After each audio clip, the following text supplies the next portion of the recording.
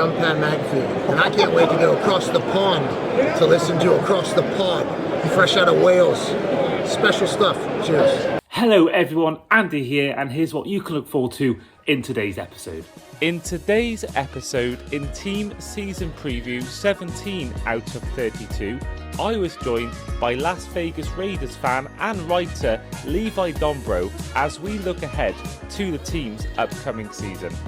Levi was in high praise of the team's off-season. Rebuilding. We want to get some proven veterans in the building. I look at the coaching career so far of Klint Kubiak ahead of his role as the team's head coach. You think about those first 2 weeks with the Saints in 2024. And much more as Levi predicts the team's end-of-season record in our win-loss or tie segment. Hope you all enjoy. Hello everyone and welcome back to the Across the Pod NFL podcast. I am as ever your host today, Andy Davis, and as you can see from the title, the team in focus today is the Las Vegas Raiders. Now, before we get on to bringing our guest into the show, this podcast is sponsored by Fantasy Game Day app. Use code Andy5 at checkout for money back off your first paid lineup. Now, with me today, I've got a brand new guest on the show, making his debut on Across the Pod. He is a NFL content creator and NFL writer for Just Blog Baby. On the show today is Levi Dombro. Levi, it is great to have you on. Yeah, thank you for having me on. Appreciate you connecting with me. I'm looking forward to it. Yeah, looking forward to the show, and I'm intrigued now because we're going to ask you the same question we always ask our first guest as to why you chose your team, which is the Raiders. But you told me off camera that you're actually based in Colorado. So I'm intrigued how someone from Colorado, which is obviously Denver Broncos country, all that, goes on to support a team, not just a different team in the NFL, but a division rival. Yeah, I can thank my dad for that. He grew up actually in the Bay Area, town sort of near Oakland. And so he ended up being a Raiders fan as a kid. And then, we ended up, kind of settling in Denver, which is, like you said, enemy territory. But me and my brother kind of held strong there, and roped my mom into it too. So now we're just a big family of Raiders fans, and it's not the most popular thing, but it's all good. Gotta stick to your guns, right? Yeah, exactly. I'm intrigued how it was for you in school because that must have been quite a challenge in school, because I know in our UK schools we wear uniform, but I've seen in albeit films and TV shows that a lot of people in the US wear their own clothes in school. I don't know whether your school's the same, but how was that in terms of I can imagine you some days, maybe if the Raiders beat the Broncos on a Sunday, you'll then come into school on a Monday and wear your Raiders jersey with pride. How was that growing up? Just having to deal with a team that like the Broncos being probably a heavy supported team in your school to then support the enemy. Yeah, I had a few friends that were Raiders fans as well, so we kind of banded together a little bit. But we would be kind of wearing our Raiders stuff proud, and getting a lot of flack for it. And I had teachers, egging me on into bets and doing things like that in front of the class, trying to single me out and wagering stuff on the games. And so it was always everybody always knew that I was a Raiders fan, and they always made sure everybody else knew that I was a Raiders fan. And so it was a good time. A lot of it was in good fun. There are some, like with every fan base, some detractors that maybe you don't feel like it's they don't understand that you can just cheer for another team and it's okay. But it was it's a good fun rivalry. My sister-in-law is a Broncos fan, and my girlfriend's dad's a Broncos fan, and so it's kind of fun just being able to have that rivalry. And I don't want to guess your age, but I'm assuming you've not had much success as a fan since being a Raiders fan. Is there maybe one player that stands up for you as maybe like a favorite player growing up? Ooh, it's hard not to love Brock Bowers. Max Crosby's a great Raider. Man, it's been pretty rough, for years. Like sort of like you said. My dad grew up cheering for the Raiders in the glory days, and me and my brother have not been so fortunate. But Crosby's probably up there. I really liked Josh Jacobs there for a few years. Kind of, not really my favorite guy anymore now. But I'd probably go with Max Crosby or Brock Bowers. Fernando Mendoza, I'm hoping can remain one of my favorite players. So. Well, let's head on to, speaking of players, our ins and outs of the off-season. So in the off-season, the Raiders brought in the likes of Nakobe Dean, Matt Gay, Tyler Linderbaum, Jalen Naylor, Quitty Pay, Quay Walker, and Kirk Cousins in free agency. You traded for Taron Johnson from the Bills in exchange for a sixth-round pick from the draft just gone. And in the draft, you took a quarterback from Indiana, Fernando Mendoza, first overall, as well as the likes of Traden Stukes, Kayron Crawford, Trey Zoon III, German McCoy, Mike Washington Jr., Dalton Johnson, Hezekiah Masses, Malik Benton, and Brandon Cleveland. And yeah, I mean, obviously the main out that what was almost an out ended up not being an out in Max Crosby. I mean, first of all, I mean, how glad are you that he's no longer? Well, he could still go, you never know. But right now, he's still a Raider. How relieved were you when he ended up not leaving the Ravens? Sorry, not leaving the Raiders to go to the Ravens. Yeah, that was a weird week because I think like me and a lot of sort of Raider Nation kind of resigned to the fact that Crosby was going to be gone. I mean, you could sort of tell behind the scenes that something was, was churning and that he was going to get traded. And I was pretty excited, honestly, that we were able to get two firsts from him. It was one of those like everybody knows what's best for them, kind of heading their separate directions, and then the football gods intervened, and Crosby is back on the Raiders, and it's hard to be mad about that either. If the worst thing that happens is, you get a guy like Max Crosby back who's now got an even bigger chip on his shoulder and more people to prove wrong. He's he's such an all-time Raider, and it was like 3 days that he wasn't on a team, and he was never officially a Raven. So, we'll forgive him, and he's sort of, took it as a sign that he's, meant to wear silver and black his whole career. And so, yeah, I think everybody's pretty thrilled to have him back, especially seeing like all the other defensive upgrades we made. It's like this is the best supporting cast that he's ever had. And so, yeah, hopefully the sky's the limit for him in that group, and never a bad thing to have Crosby on your side. I know exactly. I mean, getting those guys in and then having Crosby as well. Now that is some defense you'll have now going into the season. Was there any sort of? Do you think there's any sort of foul play going on from the Ravens? There's been a lot of conspiracy theories going around. Did the Ravens just want to stop it? I think personally they saw the fact they could get Hendrickson and not give up trade picks. But do you think there's any sort of potential? What's the word? Maybe they extended it or expanded the truth, or maybe what it was, so they could no longer, take Crosby.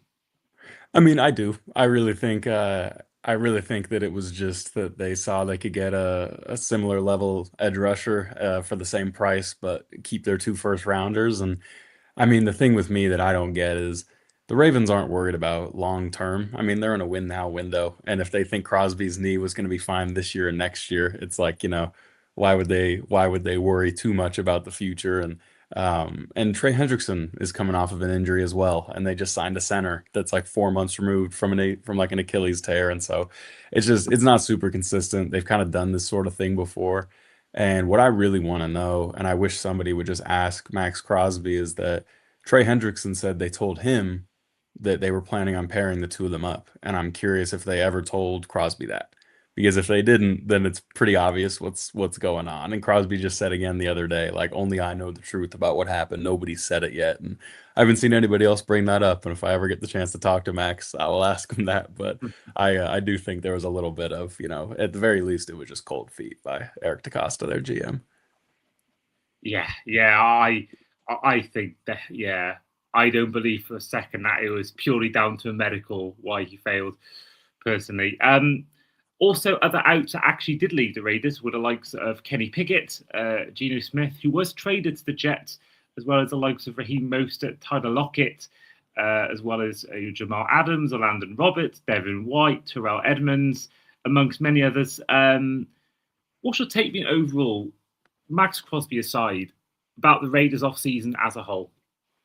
Yeah, that list of guys you just mentioned, I didn't feel too upset about losing any of those guys. If I'm being honest, it's hard to get too attached to a bunch of guys from a 3-14 team.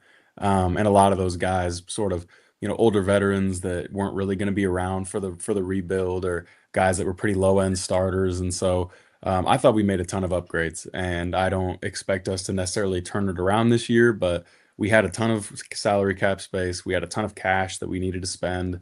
and why not go get good players? And the thing that I love most is, Tyler Linderbaum, Kwity Paye, Quay Walker, Nakobe Dean. All these guys are 27 or younger, and so they all got 3-year deals. Like they're going to be 30 by the time their contract is done, and so that to me is like, we are rebuilding. We want to get some proven veterans in the building to sort of show what's a really huge rookie class. I mean, we have 30 rookies. We have 10 drafted players and like 20 undrafted free agents. And so it's a really young team. You needed some veterans in there, but you don't want to just give a bunch of, Von Miller and like these older guys like 1-year deals and then they're not there for like continuity. And so you got a bunch of really solid guys that, still have some tread on the tires. They can be there, while we're turning it around ideally. So I really liked it. I thought it was the necessary upgrades. We were kind of forced to do it just based on where we were financially, and I'm glad we actually got some good players with the money, at least on paper. So Yeah, I mean, yeah, like I said before, I mean, the fact that you got these players with the basically with the intention of replacing Crosby with these additions, and then Crosby ends up staying. It's actually yeah, worked out, it could be the best thing that ever happens to the Raiders. Now, right. Obviously this season's not going to be, as you said, not going to be a season where you're going to challenge for Super Bowls, but you never know. But then, you think about the second or third year of those deals. If you give Mendoza time to sit, which we'll get onto that in a minute about Mendoza, Right. but certainly, you've got a head coach who's got promise. I think a couple of years' time, when they get to those final year of the deals, this Raiders team could be way further in their development and their progression as a team, and they could be in that third year of their contract, a team Agreed. who is challenging for playoff spots, who is challenging for division. So, Right. yeah, I think as well, obviously you've drafted players who are going to be potential as well. So I Mhm. think the mood is good around the Raiders. Obviously you've got a QB in the building, in the front office, who is seen by many as the greatest ever, and Tom Brady. Yeah. Things are good right now. The Raiders, things are good. And one of the ins we haven't mentioned yet is coaching. And you have, after Pete Carroll's short stint, just one season as the head coach, he's been replaced by Klint Kubiak, who most recently won the Super Bowl as a coach with the Seahawks. His first head coaching role in the NFL, but also his dad won the Super Bowl with the Broncos, that we've mentioned before. So, yeah, if it's anything like what his dad's done, then he and what he's done so far with the Seahawks is really good. So Yeah. good signs there. But for you as a Raiders fan, what was your take on the hiring of Kubiak? Do you think he was the right guy? Was there someone else you wanted instead of him? What was your take on the hire? Yeah, I mean, I loved it. He was a guy that I really started looking at in like November. I mean, that's sort of the life as a Raiders fan. You get to the third quarter of the season, you're already looking at who your next coach is going to be, who your next quarterback's going to be. It's unfortunate, but sort of the way my brain is trained. Yeah, I mean, I really liked what he was doing. I thought that Saints offense, the year before everybody got injured, I mean, I thought they were good. And Kubiak, yeah, and he just kind of kept revealing himself as the guy as the season went on. And I myself and a lot of Raiders fans really got interested in Davis Webb there for a while. I think that was more so a product of Klint Kubiak and the Seahawks looked like they were going to the Super Bowl, and how patient do we want to be? Because if we don't get Kubiak, then who do we hire? And we were kind of the last, second to last team to hire anybody. So people really started talking themselves into Davis Webb, who was kind of there for the taking if we wanted to hire him immediately. But I mean, Kubiak's ultimately Super Bowl winning offensive coordinator. He's from that, Shanahan, Kubiak, McVay tree that everybody wants to, pluck talent from. And so I love that addition. And I think him being a young guy, our GM being a young guy, a young roster, it's like everybody can just kind of grow together. First time DC, first time OC, like all these guys are, 40, 45 younger. I mean, I think he's the right coach at the right time with a young quarterback. I mean, everything is just sort of like built now for him to have a runway to kind of like, grow and build this team. So I love it. I think he's got the pedigree, like you said, and he's got the know-how. And so I'm pretty excited about him. Yeah, I mean, you look at his history as a coach. I mean, in terms of, you mentioned Mendoza. I mean, the kind of his role so far. I mean, look back, you think about those first 2 weeks with the Saints in 2024. People were, albeit way too early, predicting the Saints could be a shock team for the season. Yeah. 2023 season, he was the passing game coordinator for the 49ers in a year where they won the Super Bowl. And you look further back as well. I mean, he was, Texas A&M he was a coach there, and I don't know whether that was. I think that was when Johnny Manziel was part of A&M. He was the GA during Manziel's freshman year when he won the Heisman, and he also was like a quality control coach for Ryan Tannehill. And so and I think Mike Evans was down there too. So he's got some good stuff on his resume.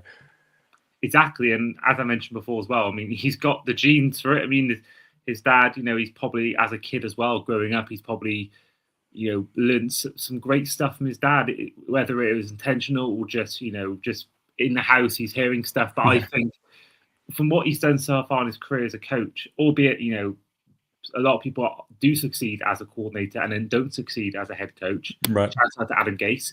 I think he is someone that has got such a long history of working with great quarterbacks, great players overall.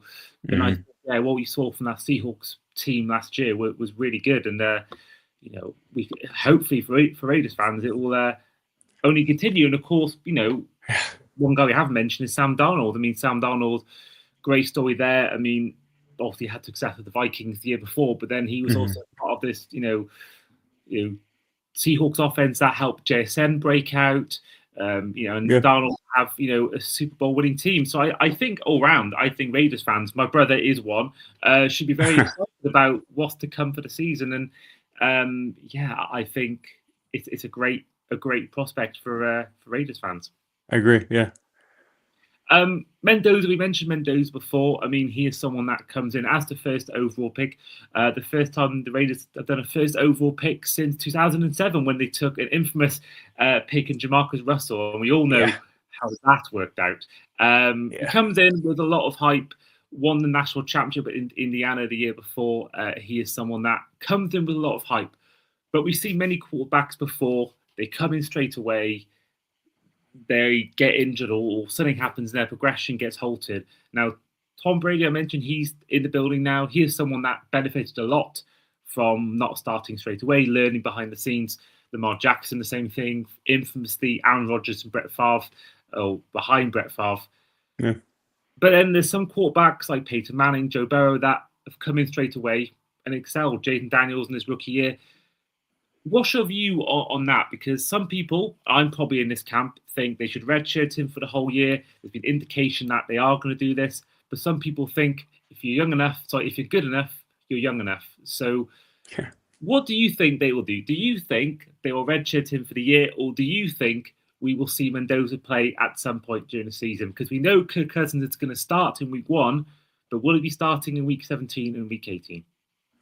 Yeah, I mean, I think we'll see Mendoza at some point this year. I do think Kirk Cousins will probably start week 1. They're kind of keeping it open-ended. They're saying, the best player is going to play, and, Kirk Cousins is the starter at training camp, but the starter in week 1 will reveal itself. And Mendoza had a good first few days at training camp, and then sounds like he had a little bit of a rough one today.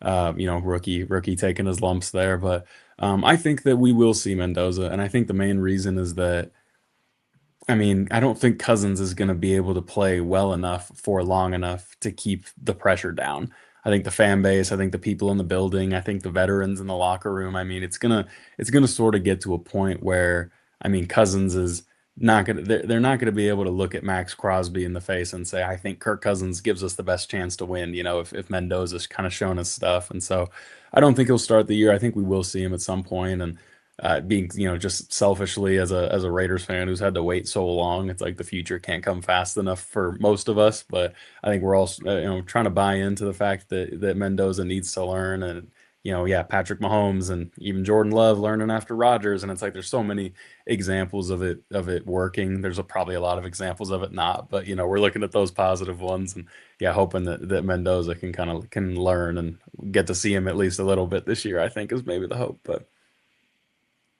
yeah, I mean, I personally, I've always been of the opinion that you should, in your first year at least for 2/3 of the season, be on the bench learning. Because I just don't believe, especially because there's a reason these quarterbacks have been taken so highly in the draft, is because the team's not very good. And I know they've gone out and got auditions on defense and all that, but there's a reason why they're taken first overall. And I believe there's a lot of quarterbacks over the years that are brought in way too young, way too early, and their confidence is knocked. And I just think, give them a year. I think, obviously, sitting there as a fan, you're probably thinking, right, when it gets to week 8 and you're 1-7, you're thinking, well, this is Yeah. really annoying, and you want some hope for the season. You want Right. to, build the fan base up. Sorry, lift the fan base spirit.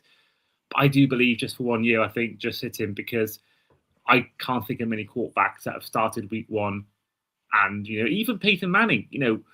He had an infamously rough rookie year, and I think he has the record for the most interceptions for a rookie quarterback. Yeah, I was like 26 or something. That's insane. But for me, I just think that for 1 year, just let him learn, because Kirk Cousins is a great person to learn from in terms of maybe not on the field, but certainly how he conducts himself, how he acts off the field. And I think they're quite similar people, and I think they leaned into that on the kind of schedule release video. Yeah, right. I do believe you got someone there who doesn't appear to be a bad egg and a locker room cancer at all. Yeah. So for me, I personally would rest him for the whole year, but I also can see the logic and why fans and pundits and writers would want to see him play at some point during the season. Yeah, I mean, if Kirk Cousins can hold off Mendoza and he plays well enough and he's solid enough for like a whole year, that means we're probably not doing terrible. And so I don't think Raiders fans will be too upset. It's like, we'll be fine if Kirk Cousins plays well enough and we do okay. And if Cousins plays bad and we get to see Mendoza, I think fans will also be fine with that. And so we're sort of in like this situation where I feel like we can't lose. We're not expecting a ton this year, and so kind of whatever card we're dealt, there's like a positive side of it. So I agree with you. You hope Cousins, if he's going to start, isn't so bad you got to bench him. But yeah, we'll see how it plays out. Yeah, because I will say as well, I've said this before a lot on the show, is that the Bengals would not have made the Super Bowl, I don't believe, a few years ago if they hadn't had the 5th overall pick, because that came from Joe Burrow playing, goes down injured, and they obviously have a really rough end of the year. Yeah. The 5th overall pick, they get Jamar Chase. So I think, in a way, you think about future of the team. If they do struggle with Kirk Cousins, and just keep him in, or they go and get someone in like Jake Browning or someone in just to play out the rest of the season. Lose some games. I don't think they'll do that. But I think if you play Cousins all year and they do struggle to get wins, in the long term, you get a 3rd or 4th overall pick. You get an elite receiver or elite, defensive player, someone in the secondary, or someone like that. Yeah. I don't think that's the worst thing for the team, and I do believe that was a good thing for the Bengals, because they may not have got Jamar Chase if they had done exactly. that. One thing before we do touch on the schedule is Ashton Jeanty came in with a lot of hype during last season. One of the top-rated players in the draft. I don't think he set the world alight in his first year as an NFL player. I don't think we saw the Jeanty that we were expecting going into the season. With Cousins being there, that he may have to lean a lot on the run game. Are you expecting him to have a massive jump up and improvement in his sophomore year? I am. I mean, the offensive line last year was, one of the worst in recent league history. There was a point in the year that Jeanty had more yards after contact than he had rushing yards, and this was like week 12. He was like, his average, like they touched him, he got hit behind the line of scrimmage on like over half of his runs. Like it was just a complete, we had injuries up front. We had Coach Pete Carroll's son as our offensive line coach, who, there's a bunch of reports coming in from ESPN after the season that like the players were getting together by themselves to watch film without the coach.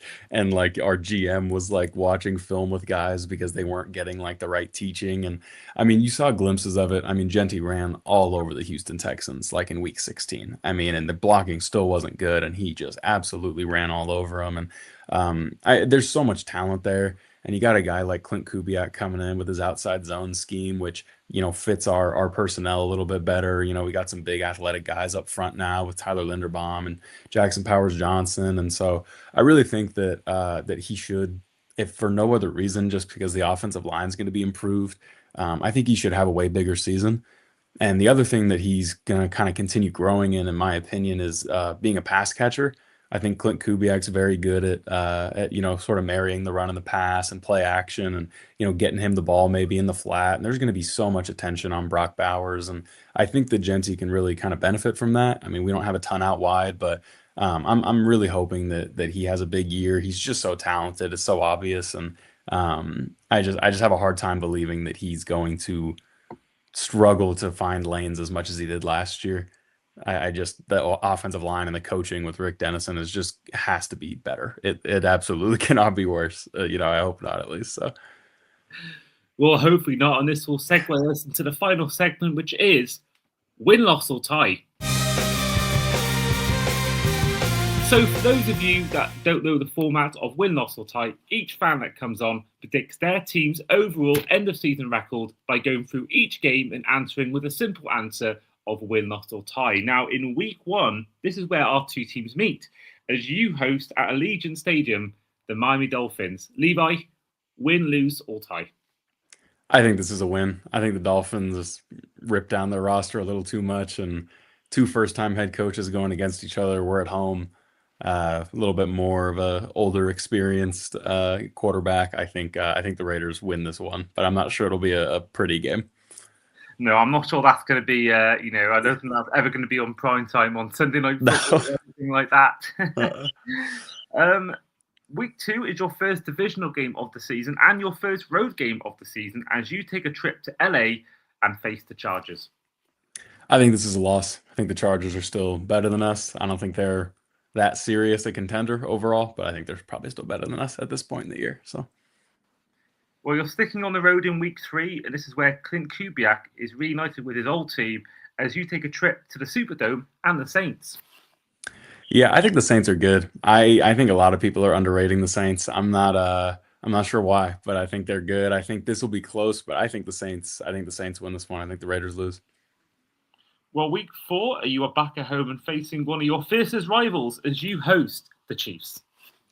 I think this is also a loss. I think, again, we're not going to get blown out in the AFC West. I mean, I went to Raiders at Chiefs last year. We lost 31-0. People were throwing stuff at me and my brother, my friend at Arrowhead Stadium. It was not a good time, but I think this will be a close game. I still think we lose at this sort of early juncture in the year. Well, week 5, you're going from the 2024 AFC champions to the 2025 AFC champions as you take a trip to the Patriots. Yeah, I think this is a loss. I'm not quite sure how we pulled off a win in New England in week 1 last year. Maybe we rekindle some of that magic, but still just, great defense. Drake May is pretty hard to stop, so I think we probably lose this one as well. Yeah, I always find that incredible, that considering that the Patriots won the AFC and the Raiders had the first overall pick in this year's draft. Just incredible how they won the game, and that just shows the anomaly of week 1 that it is. It is. It really is. So week 6, you're hosting the Buffalo Bills. Yeah, Josh Allen is a handful, and this is probably a loss as well. It'll you got to hope you keep this close. Maybe him and Joe Brady have no chemistry, and it's a disaster up there. But I think Josh Allen will probably be able to have some success against us, at least in the early going. So it doesn't get any easier next week as Does you've not. got a home game against the Rams. I think this is the one game that I could see us getting blown out a little bit in, especially if Aaron Donald comes back. This is the one game where I think the Rams know Kubiak well, and Kubiak had success against the Rams, but different team that he was going up against. So I think this is a loss and maybe our worst of the season. Okay, so in week 8, you've got back-to-back road games, and they both couldn't be any more different. Week 8, you have the Jets, and week 9, the Niners. So first of all, Jets in week 8. Yeah, you got to love the NFL schedule makers here. I think we beat the Jets on the road, and I'm hoping that Geno Smith is still playing at this point, so Raiders fans can feel a little bit of vindication that we moved on from him. I'm not sure if Aaron Glenn will still be coaching. I don't know if it'll be Cade Klubnik under center. I don't know what's going to be going on up there, but I think the Raiders win this one. And then you asked it before, week 9, Levi Stadium, 49ers. I'm super intrigued by picking the Raiders to win here. It's their return to the Bay Area, and the Niners, just continue to be decimated by injuries.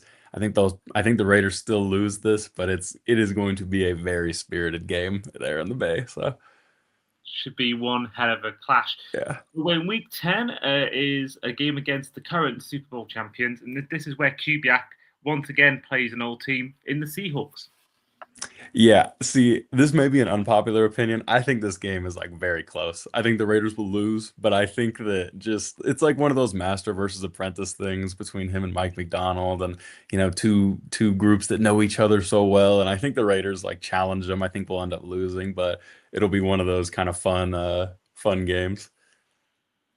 Well, week 11, I'm sure, is a game that is circled in your family's calendar as you've Yeah. got the road game against the Broncos. Yeah, we're actually going to this game. The Broncos do like half price tickets, so my mom hopped on there and got some tickets for us. So it'll be a fun one. I don't think the Raiders win this one. I actually went to this game last year too, and it was so ugly on Thursday Night Football. But I don't know. I don't think we win this one. But again, I don't think it's going to be a blowout. I really think the Raiders play the Broncos close. For week 12, you're staying on the road, but this time you're going to Ohio and taking on the Browns. Yeah, I think we win this one. If we don't beat the Myles Garrett-less Browns, that'll be disappointing. It was week 12 last year too that we played the Browns, and it was so bad. We fired our Chip Kelly, our offensive coordinator, after that, and Myles Garrett had like 4 sacks. I mean, like the wheels just completely fell off the wagon up there in Cleveland last year, and I think Kubiak will have this team playing well enough that we will win that game. So then you have a bye week in week 13, but after that, week 14 clash at home, first of 3 home games against the Chargers. I think we beat the Chargers in this one. I think at home, I think if we're going to beat one of our division foes this year, I think it'll be the Chargers. And so I think that, especially just with their just sort of general, like, I don't know how to say it, inconsistency sometimes. And I think this is a game that we could kind of catch them sleeping coming out of the bye week, and we could win this one at home. I'm loving that. I'm loving that confidence that you can do it. I don't think you will personally, but No, that's okay. I appreciate the hope Yeah, in your yeah. team. Week 15, once again, a game that is big in your family. Broncos, but this time at home. Yeah, I still don't think we win this one. Again, close. Being at home helps. Not in the winter elements in Denver, but I think we lose this one again. But I think it'll be close. I think this will be Fernando Mendoza at this point, and so I think he might have a little trouble against that defense and Vance Joseph. Well, then week 16 is your final of those 3 home games, but also your final home game of the regular season. You take on the Titans. I think we win this one. This will be a fun one. Two first overall picks in back-to-back years. Robert Saleh and Brian Dable are just kind of always have been connected to our head coaching jobs like over the years, and this will be a fun one for Kubiak to win because there's still a sector of Raider Nation that just absolutely loves Robert Saleh. So it would be nice to win this one, and I think we will to finish off the home stretch. And in week 17, you face a game at State Farm Stadium against the Cardinals. Yeah, I think we win this one, and I think the Cardinals will be glad to let us win this. I think the Cardinals will be tanking at this point. It'll be Carson Beck or Gardner Minshew. They'll be angling for Arch Manning or whichever quarterback plays well. So I think they will gladly kneel down in this one, and we can win this one on the road. Yeah, I'm just thinking if it's still Kirk Cousins at this point, and it's him against any of those 3 quarterbacks, Brissett, Beck, or Minshew. I don't think that's going to be flexed anytime soon. No, it is not getting flexed into a window. The only way is if somehow both these teams are in playoff contention, which, given the divisions we're in, I can confidently say it will not be. So. No, but I'd be here if it did happen. I'd be all in. Yeah. That would be incredible. Exactly. Week 18, though, is your final game of the season. You're on the road to the Chiefs. For the final time this episode, Levi, win, lose, or tie?